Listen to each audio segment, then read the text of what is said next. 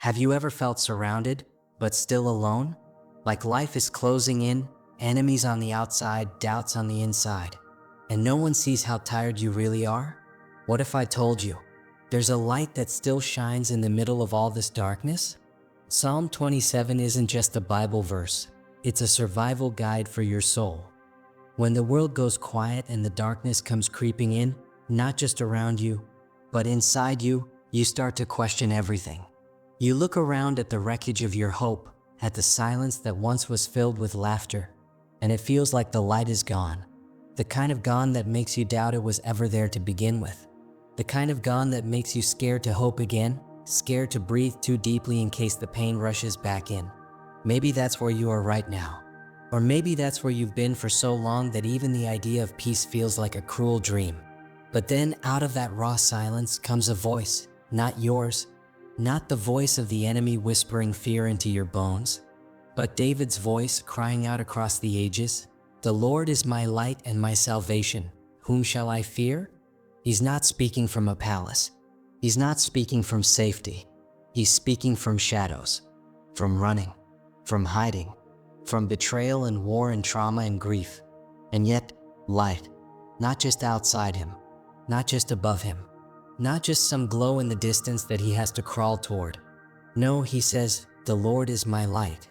That means light is not a destination, it's a person, and that person lives in you. Even when your eyes can't see it, your soul can still know it.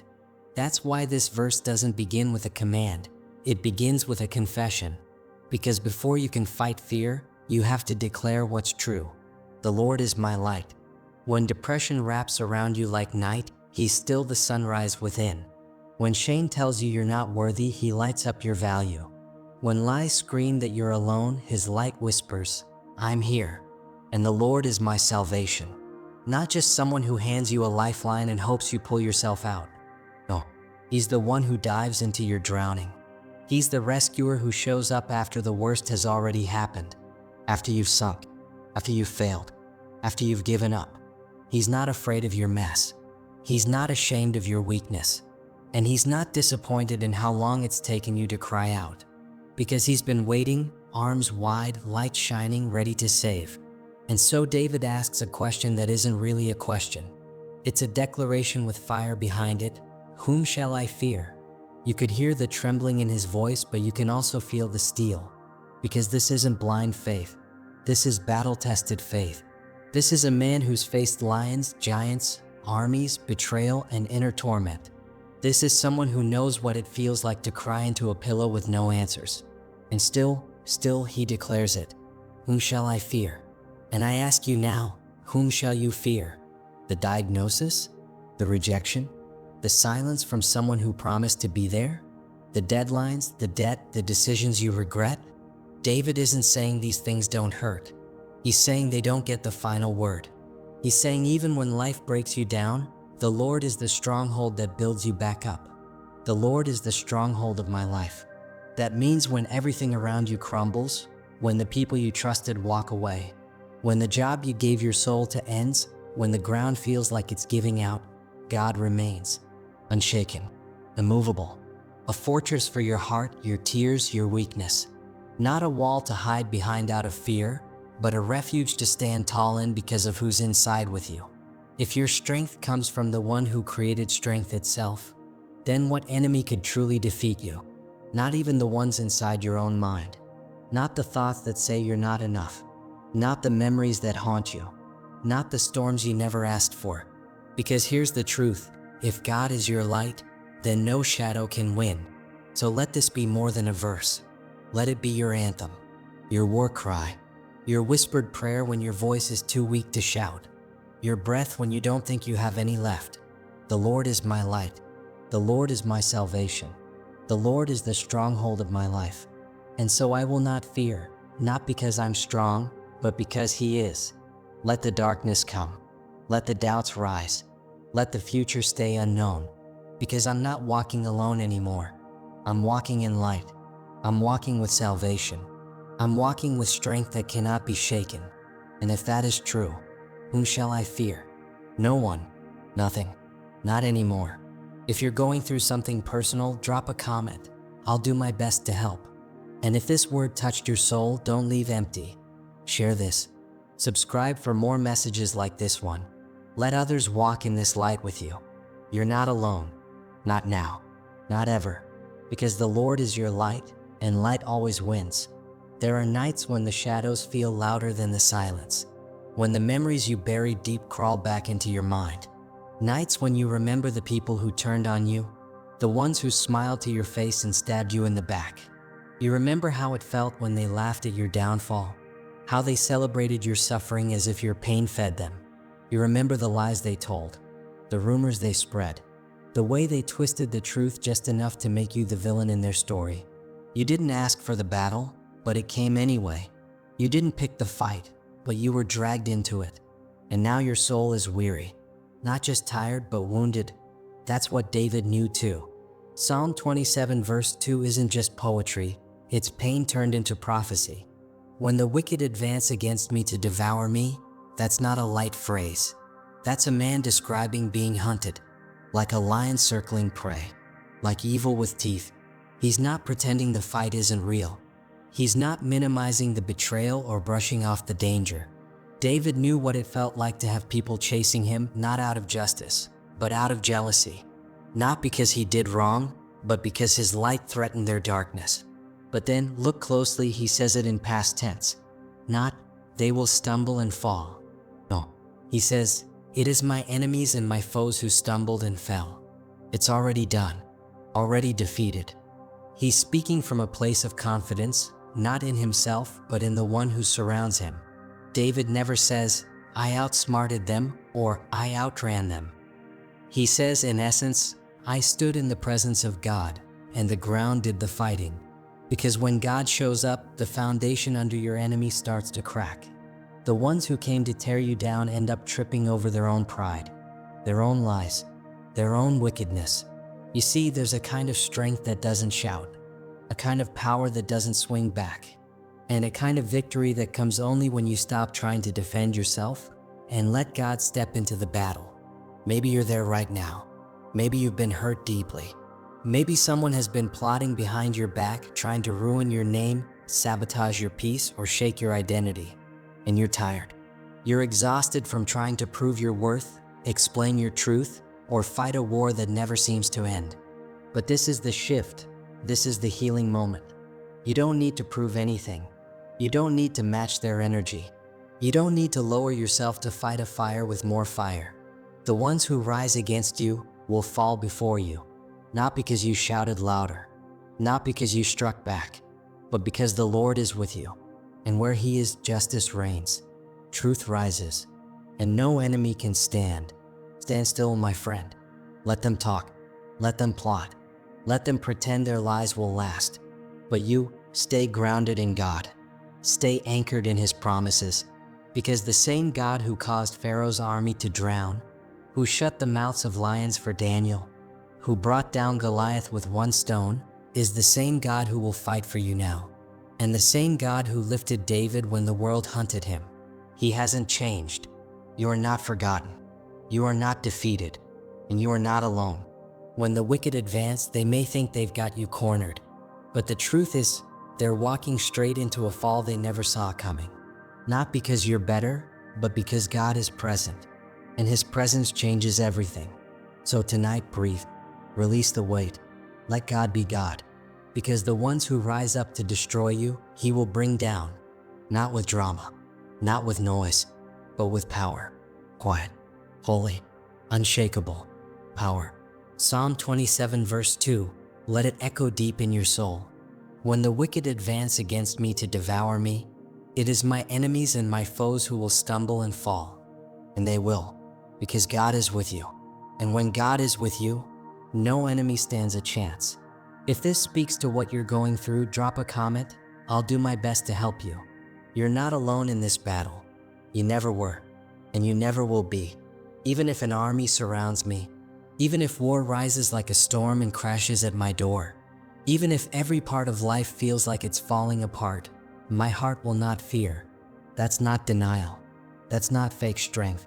That's David standing in the middle of the battlefield and making a decision. A holy, stubborn, blood-washed, fire-tested decision. My heart will not fear, because there comes a moment where the outside world screams loud, but your spirit whispers louder. And maybe you're there right now. Maybe life feels like a full-on siege. Maybe the pressure is coming from all sides. The finances, the family, the mind games. The enemy is not playing fair. He's not knocking at the door, he's breaking it down. And everything inside you wants to panic. Everything inside you wants to run. But there's a deeper part of you, your heart, and God is calling it to rise. David wasn't superhuman. He bled like you. He cried like you. He battled depression, betrayal, abandonment. This is the same David who wrote, "Why are you downcast, O my soul?" But here in Psalm 27 verse 3, we see the shift. He stops listing the battles and starts declaring his posture, his response. He doesn't wait for the storm to stop before he finds peace. He decides in the middle of it, even then, I will be confident. That word "even" is important. Even if, even when, even still. That's faith language. That's a language that doesn't depend on circumstance. That's a spirit that says, I don't need perfect conditions to stand on a perfect promise. You can take everything from me, but you can't take what's in me. Because confidence in God isn't loud. It doesn't need a spotlight. It's not flashy. It's not performative. It's quiet, still, like a whisper in a hurricane. It's the peace that doesn't make sense. The kind that shows up when the doctor says cancer, when the marriage papers get signed, when the layoff email comes, when the panic attacks don't stop. That's when this verse becomes real. That's when it walks out of scripture and walks into your soul. Though war break out against me, that's not poetic. That's real life. That's when your kids won't talk to you. That's when the person you trusted stabbed you in the back. That's when your mind starts to betray you. That's when spiritual warfare becomes physical exhaustion. That's when prayers feel unanswered and silence starts to scream. But David says, even then I will be confident. Not because of who I am. Not because I'm strong. Not because I'm emotionally okay, but because of who He is. My God is still my light. My God is still my salvation. And if He is with me, then nothing formed against me can succeed. It's not that the war goes away. It's that my heart has a hiding place, a fortress that cannot be breached, a peace that doesn't bend under pressure. And I speak this to you today, you can be surrounded and still secure. You can be in the middle of hell and still have heaven in your soul. You can wake up in the dark and still be held by light. So if you're going through something today, if your world feels like a war zone, hear this. You are not abandoned. You are not defeated. And you are not losing your mind. Your heart is still held. Your soul is still anchored. The Lord is your shelter, even in the siege. And the war may rage on the outside, but your heart does not have to collapse on the inside. You can be tired and still not give up. You can be confused and still hold your faith. You can be broken and still breathe victory. So take this verse, Psalm 27 verse 3, and let it become your battle cry. Though an army besiege me, my heart will not fear. Say it with tears in your eyes. Say it with trembling hands. Say it with a broken heart. Say it even when your voice cracks, because that's when it becomes real. And when the enemy sees you still standing, still praising, still worshiping in the middle of the chaos, that's when he knows you're not fighting alone. The Lord is with you, in the fire, in the storm, in the silence, in the sleepless nights. You are never fighting alone. So don't fear, don't run, don't quit.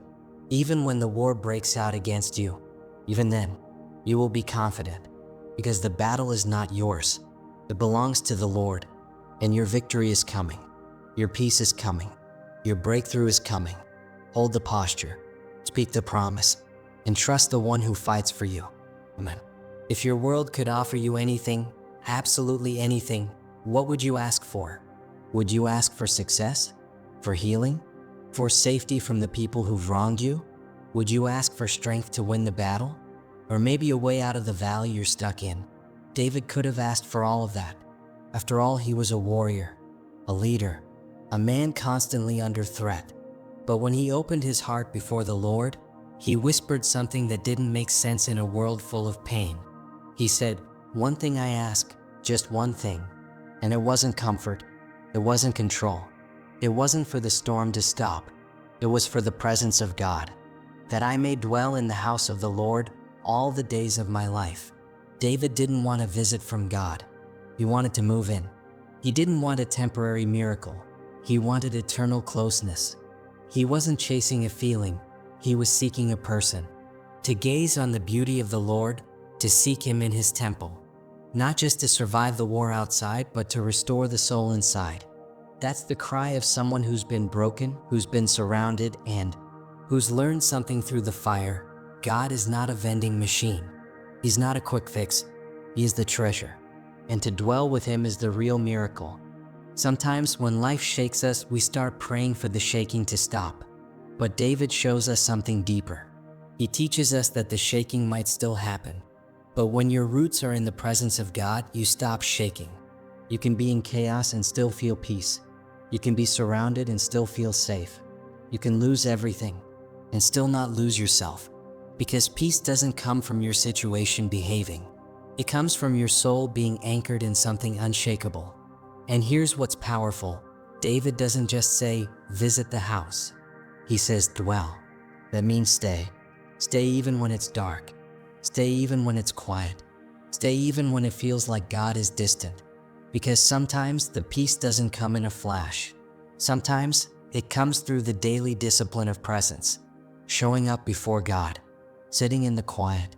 Letting His nearness calm your storm. And oh, how beautiful He is when you really look. Not with your eyes, but with your soul. His beauty isn't just seen in sunsets or stars. It's seen in mercy, in forgiveness, in the way He holds you when no one else knows you're breaking. His beauty is in the way He doesn't give up on you, even when you've given up on yourself. The way He stays, the way He waits, the way He welcomes you back with open arms again and again. David says, "This is what I seek." And that word, seek, isn't passive.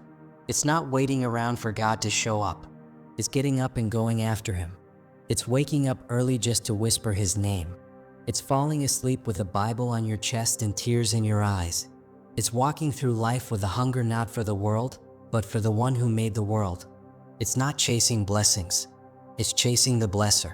So if you're tired right now, if you're hurting, if your life feels like it's in pieces and your soul is on edge, hear this. Peace is still possible.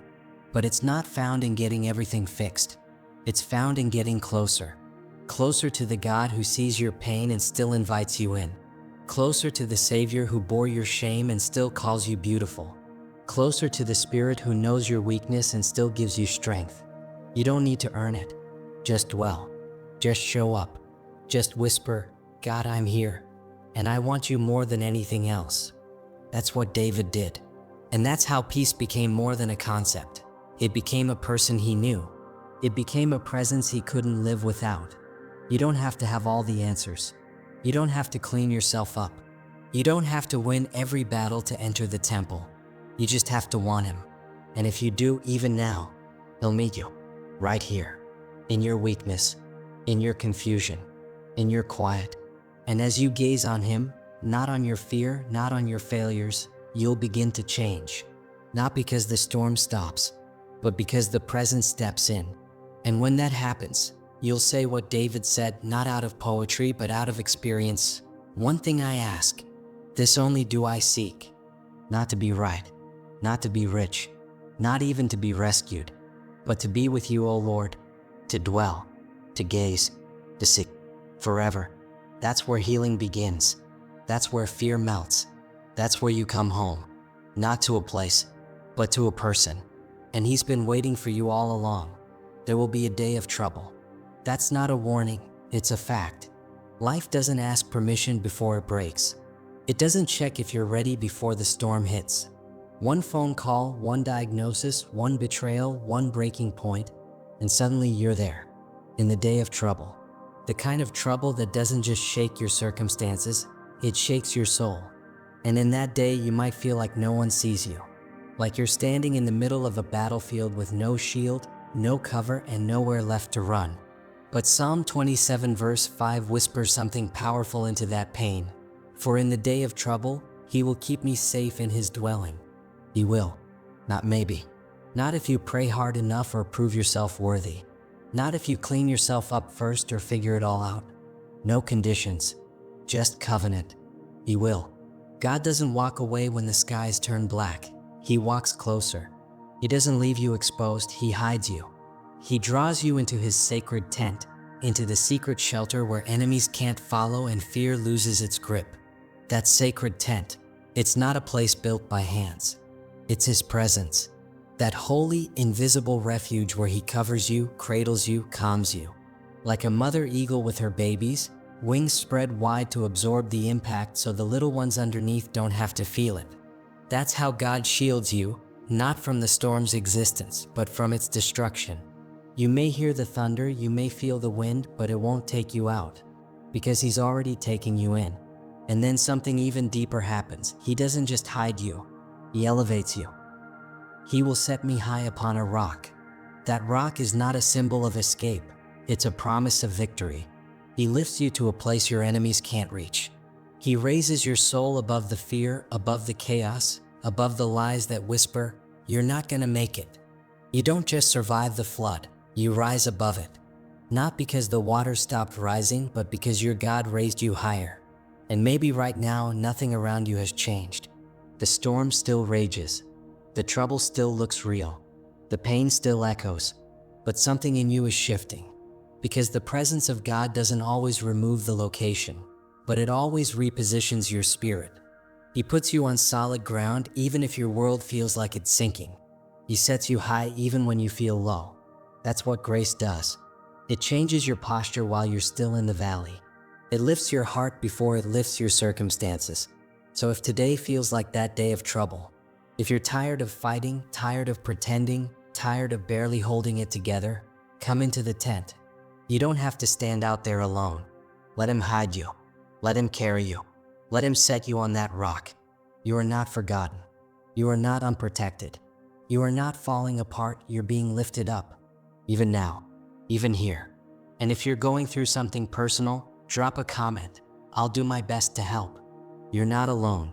Just breathe. Let this be your prayer. Lord, this is my day of trouble, but I believe your word. I believe you will shelter me, hide me, lift me. I'm not asking for the storm to stop. I'm asking to feel you hold me through it.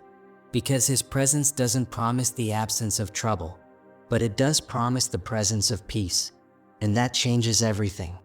There comes a moment, maybe you felt it, when you're surrounded, not just by people, but by pressure, by pain, by memories that won't let go and voices that won't shut up. And you stand there in the middle of it, feeling like the enemies are circling closer. Fear whispers, this is it. Doubt laughs in your face. Grief sits heavy on your chest. And in that moment, the last thing your soul wants to do is worship. Because how do you sing when your heart is breaking? How do you lift your hands when they're too tired from fighting battles no one sees? But David teaches us something holy here. He says, then my head will be exalted above the enemies who surround me, not because they disappeared, not because the pain magically went away, but because God lifted him, elevated him, plucked his soul from the pit and placed it somewhere higher, where the chaos couldn't choke him anymore. And right there in the sacred tent, he didn't just whisper a quiet thank you. He sacrificed with shouts of joy, not polished hymns or rehearsed melodies, but shouts. Raw, real, loud, messy, honest. Because sometimes worship isn't pretty. It's not always peaceful. Sometimes it's war. And yes, it costs something. That's what makes it a sacrifice. You offer praise when you still feel pain. You sing when you still feel sorrow. You show up to worship, not because the storm passed, but because God is still worthy in the storm. That's what David understood. And that's what many of us forget. Real worship isn't always born from celebration. Sometimes it's born from survival. Because joy, real joy, is not denial. It's defiance. It's the shout that says, I still believe. Praise becomes your protest. Your melody becomes your medicine. And that same mouth that once trembled with fear now rises up and says, I will sing, even if the tears fall. even if the enemy mocks, even if the outcome isn't clear. I will make music to the Lord. Why? Because He's been my shelter, my stronghold, my light, my salvation. And even when I couldn't see a way forward, He held me together. So maybe you're standing in that same place today, surrounded, unsure, undone. But let me tell you something real. You don't have to wait until the battle is over to start singing. You don't have to wait until the enemies leave before you lift your head. The presence of God lifts you above it all. And from that high place, even if everything else is still chaotic down below, you can worship. You can sing your way through the struggle. You can praise your way into peace. Because worship isn't just something you do after you win. Sometimes it's the very thing that helps you make it through the war. Let your praise be loud. Let your joy be defiant. Let your song be your fight. And don't wait to feel perfect before you lift your voice. Lift it now while it still costs you something. That's where real power is. That's where healing begins. That's where the shift happens, when the broken begin to sing. So if you're going through something personal, drop a comment. I'll do my best to help. And if this hit your heart, share it with someone who needs to be reminded. Your worship is a weapon. Keep singing. Keep trusting. Keep praising. Even surrounded, you're already being lifted. There are moments in life when even the strongest warriors collapse to their knees, not from defeat, but from the weight of silence. That's where David is in Psalm 27, verses 7-8. After declaring the Lord is his light, his salvation, and his strength, he shifts. He gets real. He becomes vulnerable. And he whispers something so raw, so human, it almost hurts to read it out loud. Hear my voice when I call, Lord. Be merciful to me. Answer me. Have you ever been there? When your prayers aren't polished, when your faith isn't loud, when all you can do is cry out into what feels like emptiness. That's not weakness. That's the sacred place of honesty. That's where healing begins. David isn't questioning God's power. He's pleading for His presence. Because victory without intimacy means nothing to a soul that's longing for connection. And then something happens. Something deeper than words. He says, "My heart says of you, seek His face." That's not just poetry. That's a holy echo. That's the Spirit of God whispering through the silence. When your mind is tired, your body is broken, and your emotions are worn thin, there's still a voice, a soft voice, a gentle nudge, a whisper from within that says, "Come closer," not out of fear, not out of obligation, but out of desperate need. That's the beauty of the Holy Spirit. It doesn't push you with shame, it pulls you with love. And David, even in his exhaustion, responds. He doesn't run away. He doesn't get bitter. He says something that should become the anthem of our lives. Your face, Lord, I will seek. Not just His help, not just His hand, not just the blessings, but His face, His presence, His nearness. That's what matters when everything else is shaken. Maybe today you're in that place. You believe God is real. You've seen Him move, but still, you feel the ache. You feel forgotten. You're craving not a miracle, but a moment where He hears you, a moment where you know He's with me. And friend, if that's where you are, don't run from God. Run toward Him. Seek His face even in the silence. Lean in even when He feels far. Because the truth is, He's never left. He's just waiting for you to seek. And when you do, the silence will break. The tears will matter. And the same God who spoke the stars into existence will turn His ear to hear you. Psalm 27, verse 9. Do not hide your face from me. Do not turn your servant away in anger. You have been my helper. Do not reject me or forsake me, God my Savior. This right here is one of David's most fragile cries. This is not the warrior king shouting victory. This is not the poet singing about green pastures. This is a broken man, a desperate soul pleading with God, not with confidence, but with trembling lips and wet eyes. Please don't turn away from me. Do you feel that? That ache? That haunting fear that maybe, just maybe, God might go silent? That He might be tired of you? Angry at you? Done with your mess? That maybe this time, He might not come back? David is saying what most of us are too afraid to admit. God, I'm scared you'll leave me. Not because God is cruel, but because life has trained us to expect abandonment, because people we trusted have walked away, because love in this world often comes with conditions, and somewhere deep inside we wonder, what if God is like that too? But even in this fear, David doesn't run from God. He runs to him. He pours out his heart like spilled water. He says, "You have been my helper." In other words, I remember when the lion came, when Saul chased me, when I cried in caves and bled in battles, you were there. And that's the lifeline David holds on to. Memory becomes a weapon against despair. Sometimes your prayers don't need to be perfect. They just need to be honest. Sometimes the most powerful prayer is not a declaration. It's a whisper. A broken, desperate, trembling voice saying, "God, please don't reject me. Please don't turn away."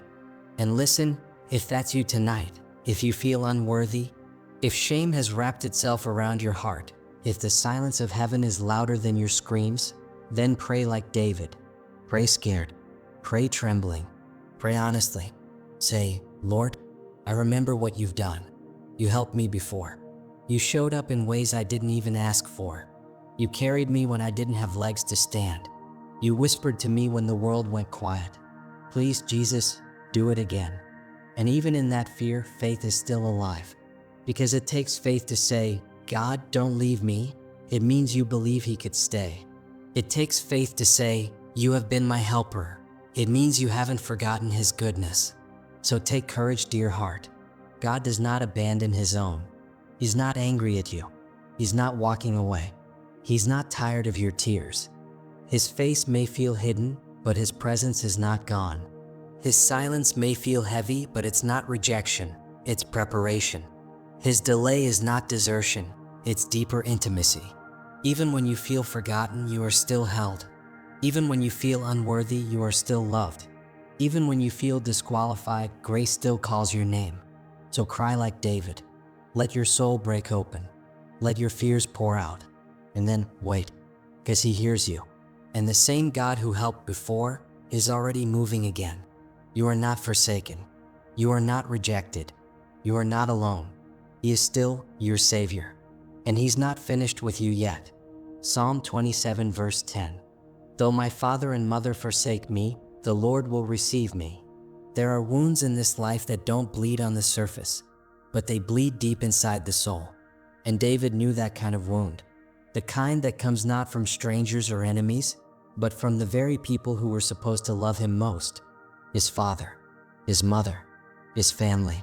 The ones who were meant to protect him didn't. The ones who were meant to stay left. And in this one quiet verse, David whispers something raw. Even if they forsake me, even they. It's not a hypothetical. It's personal. It's real. It's what many hearts silently cry when they sit alone in a room full of people. When they scroll through their phone looking for someone to call but don't know who still cares. When they remember birthdays no one else does. When they try to be strong, but the ache still leaks through. This verse hits like a wave because it touches the ache many carry but rarely speak out loud. Maybe your story has chapters like that. Maybe you've been left by a parent, a partner, a church, a friend.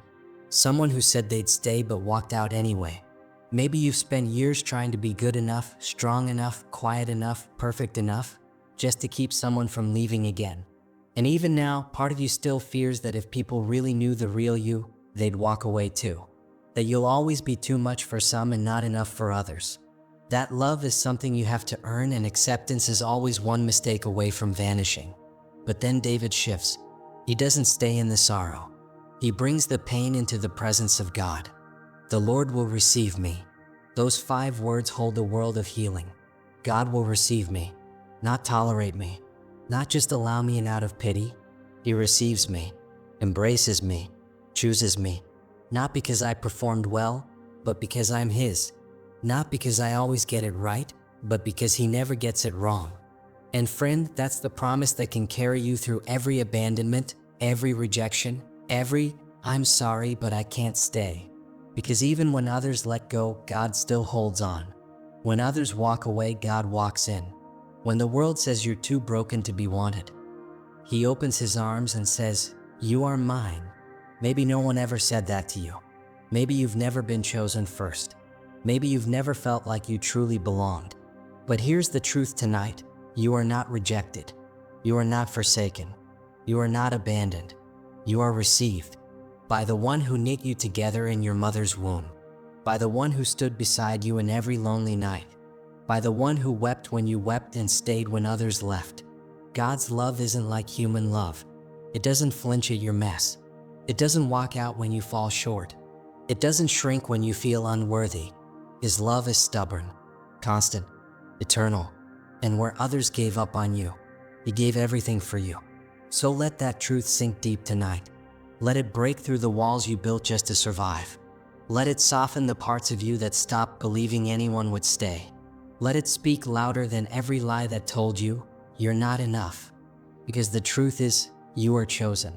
You are loved without condition. You are welcomed without performance. You are held without fear. And no matter who walked away, God never did. He never will. Even if my father and mother forsake me, the Lord will receive me. Say that out loud if you need to. Whisper it through the tears. Speak it into the silence. Because that sentence might just be the one that saves your soul. Amen. Psalm 27 verse 11. Teach me your way, Lord. Lead me in a straight path because of my oppressors.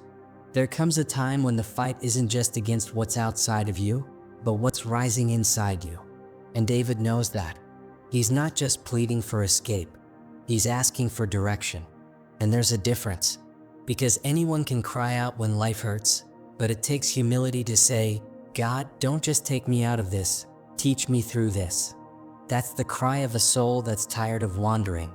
That's the prayer of someone who's been wounded by betrayal, surrounded by enemies, pulled in 100 directions, and still chooses to kneel and say, show me the way, Lord. Not a way, your way. Because when you're under pressure, the crooked paths feel quicker. Revenge feels easy. Bitterness feels justified. Pride feels protective. But David resists that pull. He says, lead me in a straight path, even though there's pain, even though people are watching, waiting for him to fall. He doesn't want a shortcut. He wants a sanctified journey. There's something so raw, so beautiful about that kind of surrender. When everything in you wants to fight back, lash out, prove yourself, but you lift your eyes instead and say, I don't just want to survive this. I want to walk through it right, righteous, redeemed. David is tired, but he's still teachable. That's what makes this verse holy. He's still open, still soft, still saying, God, I don't have it all figured out. I know what pain can do to a heart. So before I drift, before I spiral, before I harden, guide me, train me, teach me your way. This is what real faith looks like in the fire. It doesn't pretend to be strong. It just chooses to stay surrendered. It says, Lord, you see what's around me. You know the enemy's waiting to trip me, but I don't want to fall into their games. I don't want to become like them. Keep me upright. Keep me walking. Even if it's through the valley of shadows, lead me straight. That's not weakness. That's worship. That's a heart that trusts God more than its own emotions. That's a soul that still believes holiness matters, even when life is unfair. And maybe that's where you are today. Surrounded, pressured, confused. It would be easy to drift, wouldn't it? Easy to let the anger win. Easy to lose your way. But what if your greatest breakthrough isn't in the victory, but in the direction? What if the most powerful thing you could do right now isn't to fight harder, but to pray softer? Teach me your way, Lord. Lead me in a straight path. Not because I'm perfect, but because I know what's chasing me. And I know if you don't guide me, I'll lose myself in this. That's the cry that heaven hears. That's the whisper that touches God's heart. He's not looking for people who have it all together.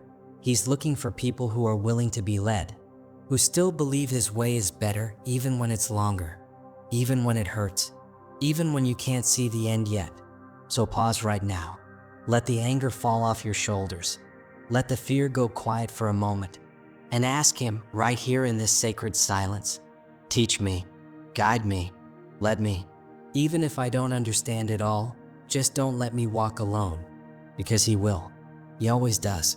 And every step you take on that straight path becomes a testimony. Every time you choose righteousness over rage, peace over panic, trust over temptation, you're walking in His way.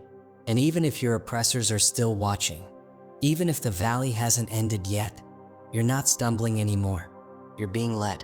That's what Psalm 27 verse 11 is about. Not just surviving, but becoming. Becoming the kind of person who can still be taught, still be led, still be healed, even in the middle of the storm. And my friend, if that's you today, you're not lost. You're learning. You're growing. You're on the straight path. And He's walking with you. Psalm 27 verse 12 says, "Do not turn me over to the desire of my foes. 4 false witnesses rise up against me, spouting malicious accusations." And those words, they hit deep. Because if you've ever been falsely accused, if someone ever twisted your words, questioned your character, attacked your name, then you know that kind of pain. It's not just about what they said, it's about what it did inside you. The betrayal, the confusion, the helplessness. There's a special kind of hurt that comes when people believe the lie before they even hear your truth. And sometimes the worst part is you don't even get a chance to explain. You're just misunderstood, misjudged, mislabeled. And no matter what you say, it feels like your voice isn't loud enough to fight the rumors. David knew that pain. He was hunted by Saul, mocked by his own brothers, lied about by people who once stood beside him. And yet, in the middle of that storm, he doesn't raise his sword. He doesn't craft a defense speech. He doesn't scream to be heard. He prays, "Lord, don't hand me over to them." That's humility. That's faith. That's a heart that says, "God, you know the truth, and that's enough for me." Sometimes the most powerful thing you can do in the face of false accusation is not react, but retreat into God's presence. Because the enemy's desire is to provoke you, to get you to fight in the flesh, to make you bitter, reckless, and loud. But David chooses another path. He says, "God, you handle this. Don't let their words define me. Don't let their desires win." He trusts that the God who sees in secret also defends in public. That the God who sits on the throne also stands beside the falsely accused. And maybe that's where you are today. Maybe people have lied about you. Maybe someone is trying to ruin your reputation. Maybe your heart is heavy because what they said isn't just false, it's cruel. You've cried in silence asking, "Why do they hate me? Why are they doing this?" And God whispers, "I see, I know. I've been there too." Because Jesus, your Savior, was lied about, mocked, betrayed, accused of crimes He didn't commit. And He didn't open His mouth in protest because He knew that God was His defender. So today, let this be your prayer. Lord, don't let their lies stick. Don't let their plans win. Don't let me be turned over to what they want. Cover me in your truth. Wrap me in your presence. And remind me that you are my shield. You don't have to defend yourself against every whisper. You don't have to chase every rumor. You don't have to clear your name in every room, because God will do what you cannot. He will protect your heart, restore your peace, and in due time, He will make the truth known. So take a breath, my dear friend. Let the world say what it wants. Let your enemies talk. Let the false witnesses rise, because their words are smoke, and smoke fades in the light. But your name held in God's hand is safe. You are not what they call you. You are who God says you are. And in the end, truth always outlasts the lie. God will prove you right. God will vindicate your silence. And your story will not end in accusation. It will rise in glory. Keep walking. Keep trusting. He's not done yet. Psalm 27 verse 13 says, "I remain confident of this. I will see the goodness of the Lord in the land of the living." And when everything else in life feels unstable, this becomes your anchor. Your breath when you can't find one. Your thread when everything else is unraveling. Because there comes a moment, maybe you've already been there, when the prayers feel unanswered, the nights feel longer, and your heart whispers, "Will this ever get better?" And in that fragile space where hope feels like a memory, David stands up and says something bold. "I remain confident." Not because everything makes sense, not because the pain is gone, but because he knows who God is. And that knowing becomes a lifeline, a heartbeat, a declaration. He says, "I will see the goodness of the Lord." not maybe, not someday when I'm gone, but in the land of the living. That means right here, while I'm breathing, while I'm still waiting, while I'm still walking through fire. That kind of faith doesn't deny pain. It walks through it with eyes wide open, heart still broken, but soul still reaching. That's what this verse is. It's not a wish, it's war. It's a defiant, tear-stained hope that says, I still believe. So if your story right now feels more like a funeral than a testimony, if you've cried more in secret than you've laughed in public, if you're tired of holding it all together and silently wondering, God, where are you? This is for you. This one verse, this one breath, this one stubborn sentence. I remain confident. Confident that God still writes beauty into broken things. Confident that your pain has not been wasted. Confident that even when people walk away, when the door closes, when the diagnosis shakes you, when the wait gets long, you are not alone, because you will see the goodness of the Lord. Yes, you will. You're not too late. You're not too far gone. You're not disqualified. His goodness doesn't check your resume, chases you, even in dry seasons, even when you don't feel it. God is still working behind the silence, still stitching grace into your grief, still preparing something sacred right in the middle of what seems so ordinary. And listen, this is not just a promise for your future in heaven. This is a declaration for your life now. God's goodness isn't locked up in eternity. It's walking toward you, in the middle of your waiting, in the land of the living, in the places you thought were too far gone. You will laugh again. You will dance again. You will breathe easy again. You will see healing, redemption, restoration right here. So don't give up. Don't shut down your heart. Don't let the weight of delay convince you that God has forgotten you. He hasn't. He's closer than the next breath. And even when the evidence is missing, His goodness is still coming. So say it with your chest, even if your voice shakes. I remain confident. Say it through tears. I will see the goodness of the Lord. Say it while you're still waiting, in the land of the living, because your story is not over. And the best chapters haven't even started yet. God's goodness is not a theory, it's a promise. And that promise has your name written on it. So hold on, it's coming. Psalm 27 verse 14 says, wait for the Lord, be strong and take heart and wait for the Lord. And that might be the most difficult part of the whole journey, the waiting. Because waiting doesn't feel holy. It doesn't feel victorious. It feels empty. It feels like silence, like unanswered prayers echoing in a room where you once felt God's presence but now feel abandoned. And yet, this is where faith gets real. Not in the moment when you receive, but in the moments when nothing seems to move. No signs, no miracles, no sudden breakthroughs, just silence. And still, David whispers to us through centuries of human pain, wait. Wait, not passively, not with arms folded in frustration, but with expectation, with a trembling kind of trust that says, even if I don't see it yet, He's still coming.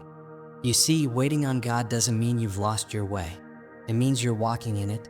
It means you're holding on when everything in you wants to let go. It means you're still choosing to believe, even when your prayers feel like they're hitting the ceiling. And David knows this. He's not giving us empty words. This is a man who ran from caves, cried alone in deserts, lost friends, wept over betrayal, and still had the nerve to say, be strong, take heart, and wait. That's not a motivational quote. That's survival. That's faith in its rawest, most honest form. Because the truth is, sometimes your strength isn't in what you do. It's in what you don't give up on.